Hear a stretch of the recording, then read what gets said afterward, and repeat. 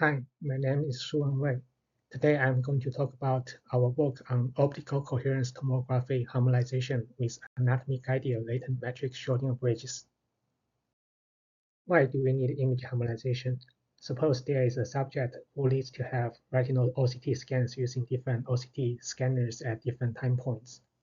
Here is an example where the subject has specialist OCT scan at time t1 and a series OCT scan at time t2. Studies have found that different OCT scanners can produce different retinal thickness measurements for the same subject. Therefore, for consistent longitudinal analysis, we need image harmonization. Paired OCT images are uncommon and difficult to obtain, so unpaired OCT image harmonization is necessary. However, unpaired harmonization techniques such as cycloGAN do not preserve anatomy well. Recently, there is a diffusion model-based harmonization technique called diffusion Schrödinger bridge matching that achieves state-of-the-art image-to-image translation on natural images, but it still causes anatomy shift when directly applied to medical images, and here's why. Suppose for every image we can give it a contrast coordinate and an anatomy coordinate. It is usually not rectilinear. Here are two examples showing specialist OCT images with two different anatomies at contrast 1. And here are two examples showing series OCT images with two different anatomies at contrast 2. Theoretically, DSBM is equivalent to an entropy-regularized optimal transport problem, where the transport cost is the square of Euclidean distance. Therefore, DSBM tends to map between points with shorter Euclidean distance. But this can result in anatomy shift, as shown in this figure, because images with the same anatomy but different contrasts may not have small Euclidean distance.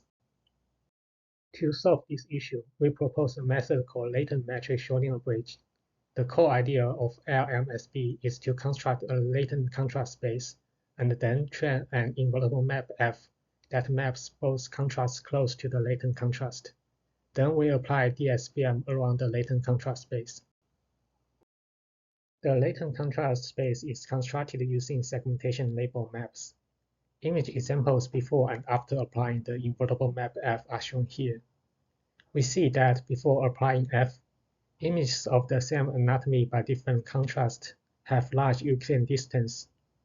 After applying F, they look more similar and have smaller Euclidean distance.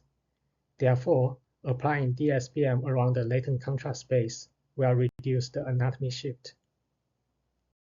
Here, we compare the performance of different harmonization methods, including dual diffusion implicit bridge, which we denote as DDIB, DSBM, and our proposed method LMSB.